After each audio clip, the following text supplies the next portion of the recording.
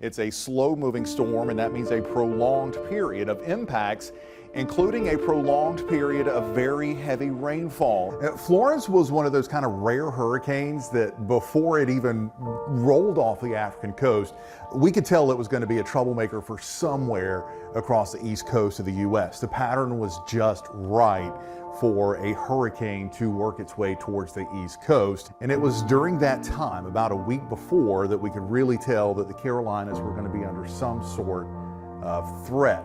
It was the storm that changed a lot of how we do things in Horry County in terms of dealing with tropical systems and responding to those issues, responding to the flooding. I remember very vividly in our EOC at ML Brown looking at the potential for a Category 4 storm. Even though we'd had storms previously of Matthew in 2016, which was the flood of record from Floyd in 1999, we were not anticipating it to stop over top of us, and like it did until the last minute. The center of Florence passed into Horry County very, very early on Saturday morning, and it took a full 24 hours for the center to move from the north end of the county to the south end of the county. You could have walked and outpaced how fast Hurricane Florence was moving. And then it just kept going that night, Sunday night, and really early Monday morning. We got one last just incredible band of intense rainfall that moved through. And it was that final band that was more or less the straw that broke the camel's back. We went from severe flooding with that to basically unprecedented flooding by the time we got into Monday morning. We didn't know how bad it was going to be days later. We were trying our best to sort that out with the best river forecasters we could get. All of a sudden we saw the rest of it coming. We saw the damage that was unfolding. It was horrible.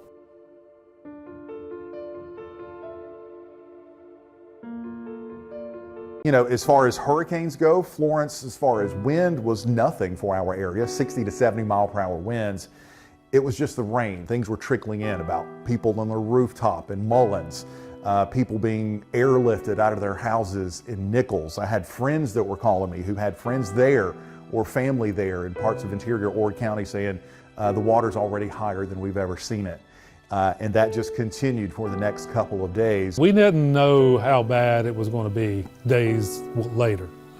We were trying our best to sort that out with the best river forecasters we could get. All of a sudden we saw the rest of it coming. We saw the damage that was unfolding. It was horrible. It was just the rain that did everything. Loris, during Hurricane Florence, set the state record for the most amount of rainfall ever dropped from a tropical system with just over 2 feet. And that, of course, led to the river flooding that developed in the weeks following Florence. It was a full 2 weeks later, almost 3 weeks, before all of that water finally made it down the Waccamaw River. And of course, we ended up smashing the previous records on the Waccamaw with the flooding that was just really unprecedented and historic. We didn't know what it was going to look like. Once it got there, we saw where it was going to crest. We saw the damage that was unfolding. And then, it takes it forever to get out of here. And then just the follow-up with after that was over.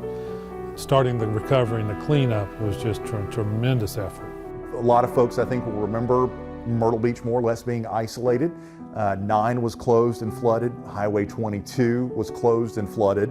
Highway 17 north of the border was flooded.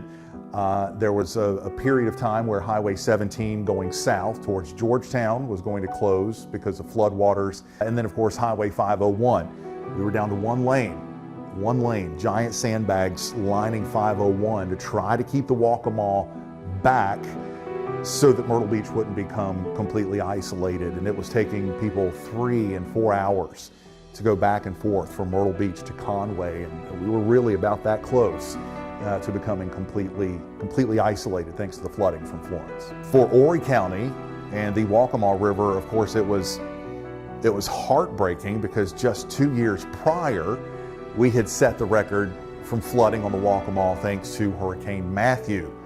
And then here 2 years later comes Hurricane Florence, and not only did we break that record from Matthew, but we broke it by an astonishing 4 more feet, 4 feet higher than the devastating flooding that we had for Matthew. And we ended up with water in places and flooding in places that had never flooded before in history.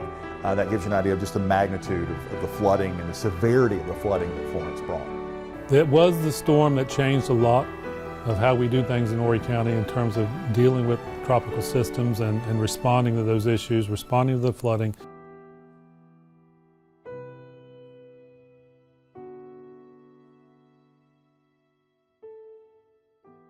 I pretty much knew based on the rainfall forecast that it was likely going to be a catastrophic flood with catastrophic flood damages. I knew that this was going to be nothing like what we had experienced in the past. April O'Leary was one of thousands to watch her home overtaken by the floodwaters brought on by Hurricane Florence in 2018, for weeks after the storm. For many, the only way they could even check on their homes was by a paddle boat. I was the only one here, and I was paddling around people's homes, sending them pictures of their homes so they knew exactly how high the water was. We had some issues with theft, so we were just kind of making sure that the houses were safe and secure. To give you a better perspective of the impact we felt from Hurricane Florence, where I'm standing was once a house. Now I'm 6 feet tall, and in 2018 the flood level would have been far over my head when it peaked. In fact, even 5 years later, you can look around at trees, even the barn behind me, and some of these brick walls. You can still see the water line where it sat, damaging most of the homes, even destroying some, forcing residents to leave. When the waters receded, the roads were open, that was when it was just devastating because, families came home, they started to muck their houses, and we had, 3-4 foot debris piles in front of every single property, down every single road. Since the storm, O'Leary created Horry County Rising, a nonprofit organization focused on addressing flooding issues across the Carolinas. The grief was almost unbearable, and I knew really the only way I was going to be able to get through that is to turn it into something positive and to really learn from this event, and that's why I created Horry County Rising. She says the motivation to become an advocate for those impacted by the flood was sparked when she finally was able to return back to her home